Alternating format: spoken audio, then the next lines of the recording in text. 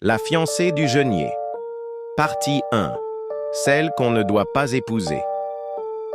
Dans le village de Kokobé, niché au bord de la rivière Nyoka, les anciens racontaient qu'il ne fallait jamais regarder une fille trop belle dans les yeux un soir de pleine lune. Surtout pas si elle portait du blanc. Car sous cette beauté pouvait se cacher un esprit jaloux, un génie, ou pire. Mais Bintou, elle, n'avait rien demandé. Elle était belle, oui, d'une beauté qui forçait les hommes à trébucher quand elle passait. Sa peau était d'un noir profond, sans tache, ses yeux aussi brillants que le charbon incandescent. Mais elle vivait seule, dans une case reculée, non loin du bois sacré. Tous savaient qu'elle n'était pas normale, pas à cause de son apparence, mais parce que tous ceux qui avaient voulu l'épouser étaient morts. Le premier, c'était Kofi, un cultivateur jeune et fort. Le soir des fiançailles, alors que les tambours résonnaient encore, il entra dans la case de Bintou, la dot en main. Le lendemain matin, on le retrouva le crâne fendu en deux, les yeux retournés vers l'intérieur. Pas de traces de lutte, pas de sang, juste du sel partout dans la pièce et l'odeur de bois brûlé. Le deuxième, c'était un pasteur venu d'Abidjan. Il voulait délivrer Bintou au nom du Christ. Il posa la main sur son front, cria des versets et soudain, il s'étrangla tout seul, la langue gonflée, les veines éclatées. Sa Bible avait pris feu sans flamme. Après cela, plus personne n'osa l'approcher. Mais Bintou, elle, souffrait.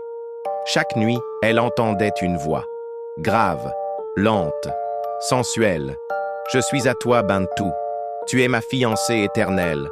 Ton ventre m'appartient, ton souffle, ta chair. Que celui qui osera t'aimer meure. » C'était le génie Janju, un esprit né dans les profondeurs du fleuve Nyoka, assoiffé d'amour et de vengeance. Un génie marin que sa mère, une prêtresse déchue, avait involontairement invoqué lorsqu'elle était enceinte. Bintou était née avec un anneau d'os noir autour du poignet. Elle ne pouvait pas l'enlever. Il se resserrait chaque fois qu'un homme l'approchait. Un soir, désespérée, elle alla consulter la vieille Man Woya, une ancienne sorcière retirée en brousse. Woya l'écouta, puis elle toucha le bras de Bintou et s'effondra. Quand elle se réveilla, ses yeux étaient couverts d'un voile blanc. « Tu es déjà épousée, ma fille. Il a versé du sang pour toi. Il a brûlé des mondes pour que tu sois à lui. Tu n'es plus entièrement humaine. » Bintou tremblait. Comment m'en défaire? Il faut que quelqu'un aime ton ombre et non ta chair, que quelqu'un t'épouse sans jamais te voir, et que tu l'acceptes sans jamais le toucher. Mais Bintou n'avait plus foi en l'amour, et Janju riait, chaque nuit, la berçant de ses promesses maudites. « Je suis ton mari, jusqu'à la mort, et après. » Partie 2. Les noces de l'ombre. Le village de Kokobé dormait d'un sommeil brisé, car depuis plusieurs nuits, des cris résonnaient depuis la case de Bintou. Des cris d'hommes. Personne ne s'approchait plus. Même les chiens refusaient de passer près du sentier de la jeune femme. Elle ne mangeait plus, ne parlait plus. Ses yeux avaient changé. Ils étaient devenus d'un gris profond, comme les eaux d'un marécage hanté. Bintou vivait entre deux mondes, celui des vivants et celui de Janju, le génie qui l'avait épousée sans son consentement depuis le ventre de sa mère. Et chaque nuit, il venait à elle. Pas sous forme humaine. Il prenait forme de brume noire, de serpent, parfois de vent sifflant. Elle se sentait vidée chaque matin, comme si quelqu'un dormait en elle et non à ses côtés. Mais cette nuit-là, quelque chose changea. Il revint, mais il n'était pas seul.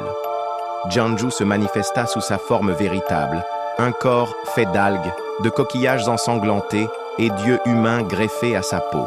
Il lui dit « Le mariage est incomplet, Bintou. Tu m'as refusé ton corps au grand jour. Alors j'ai besoin d'un autre sacrifice, un cœur pur qui t'aime sans te voir. L'un d'entre eux viendra bientôt. » Et il vint. Issa, un voyageur peul qui ne connaissait rien du village, se perdit dans la brousse. Bintou le trouva, affamé, et le ramena chez elle. Elle lui cacha son visage, lui raconta son mal, son passé maudit. Et contre toute attente, Issa ne fuyait pas. Il lui parla, il lui chanta, il l'écouta, et il tomba amoureux, sans jamais la regarder. Je ne veux pas ton corps, Bintou, je veux ton âme, même si elle est brisée. Ce fut la première nuit où Janju ne vint pas. Mais le génie, jaloux, entra dans une colère noire. La rivière Nyoka déborda. Le ciel devint rouge. Les morts sortirent de leur tombe pour rappeler à Bintou qu'elle lui appartenait.